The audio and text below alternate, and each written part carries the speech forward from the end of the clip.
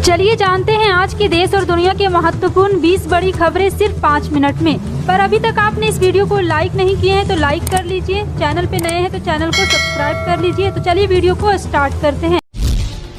शरद पवार के घर हुई विपक्षी दलों की बैठक में ईवीएम पर उठे सवाल, भाजपा ने साधा निशाना, कहा वो अपने हार का ढूंढ रहे बहाना। पूरी जानकारी आपको विस्तार से देंगे, वीडियो को अंत तक जरूर देखें। देखिए, ईवीएम को लेकर विपक्ष दलों की हुई बैठक, कई नेताओं ने ईवीएम को असुरक्षित बताया है।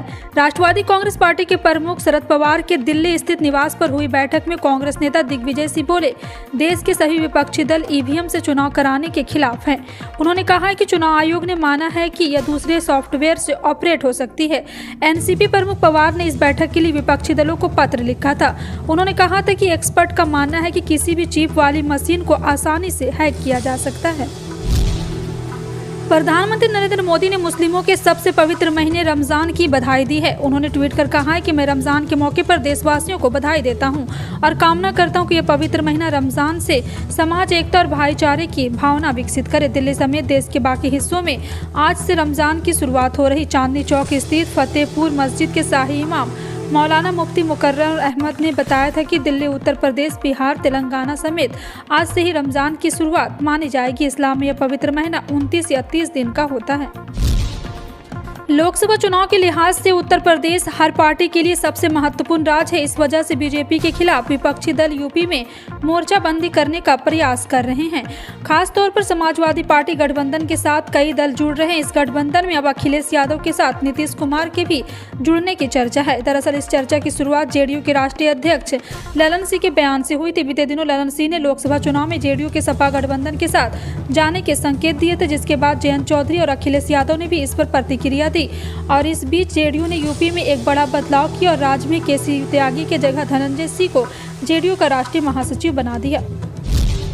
देश में कोरोना ने रफ्तार पकड़ ली है। पिछले 24 घंटे में 1249 केस सामने आए। एक्टिव केस बढ़कर 7927 हो गए। अकेले दिल्ली में गुरुवार को 117 केस मिले हैं। राजधानी में करीब 5 महीने बाद 100 के पार केस मिले। इससे पहले 29 अक्टूबर 2022 को 100 मामले सामने आए थे। दिल्ली में एक्टिव केस 346 हो गए। इनमें से 17 अस्पताल में हैं और जबकि बाकी मरीज घर पर ही आइसोलेशन में है। गुरुवार को राजधानी में 2362 टेस्ट किए गए। इनमें से 4.95% पॉजिटिविटी रेट के साथ 117 मरीज पॉजिटिव पाए गए। दिल्ली में आज फिर बूंदाबूंदी की शुरुआत हो गई। आज पूरे दिन तेज हवाओं के साथ गरज और बारिश की संभावना। 24 मार्च की सुबह से ही आसमान में बादल छाए हुए और मौसम सुहाना बना हुआ। दिल्ली और इसके आसपास के इलाकों में बौछारें सुबह से ही शुरू हो गई और दिन और रात तक रहने की उम्मीद है। 25 मार्च की सुबह तक इस मौसम का असर देखने को मिल सकता है और उसके बाद अधिकतम तापमान साफ रहेगा। कांग्रेस ने मानहानि के एक मामले में सूरत की अदालत द्वारा राहुल गांधी को 2 साल की सजा सुनाए जाने पर कानूनी लड़ाई लड़ने के साथ ही इसे बड़ा राजनीतिक मुद्दा बनाने के लिए विपक्षी दलों को साथ लाने और जनता के बीच जाने का फैसला किया है। राहुल गांधी की सजा के खिलाफ कांग्रेस ने सड़कों पर उतर गए और फिलहाल विपक्षी सांसदों ने संसद से मार्च निकाला है, जिसे विजय चौक तक ले जाने के लक्ष्य रखा गया। हालांकि दिल्ली पुलिस ने बीच में ही रोक दिया गया। बताया गया कि आज ही कांग्रेस अन्य दलों के साथ राष्ट्रपति द्रौपदी मुर्मू से भी मिलेगी। मुख्य विपक्षी दल ने अदालत के फैसले को तुरंत बाद ये एक जन आंदोलन की घोषणा की और कहा है कि वह न केवल कानूनी रूप से बल्कि राजनीतिक रूप से भी इस मामले में लड़ेंगे। रूस यूक्रेन युद्ध का असर पूरी दुनिया पर पड़ रहा है। भारत भी प्रभावित हुआ है। एक रिपोर्ट के अनुसार इस युद्ध का सीधा असर भारत की रक्षा विभाग पर भी पड़ा है। रूस ने इस साल जिन हथियारों की सप्लाई का वादा किया था वो युद्ध के चलते पूरा नहीं हो सका। भारतीय वायुसेना ने इसकी जानकारी दी। कहा है कि यूक्रेन में जारी युद्ध के कारण रूस महत्वपूर्ण रक्षा आपूर्ति देने में असमर्थ है, जो उन्हें भारतीय सेना की आपूर्ति करना था। ये पहली बार है जब वायुसेना ने इस तरह का बयान दिया है। विश्व टीबी दिवस हर साल 24 मार्च को मनाया जाता है। विश्व टीबी दिवस मनाने का मुख्य उद्देश्य है कि लोगों को टीबी के बारे में बताने के साथ यह जानकारी भी दी जाए कि टीबी का उनके स्वास्थ्य समाज पर क्या असर पड़ रहा है।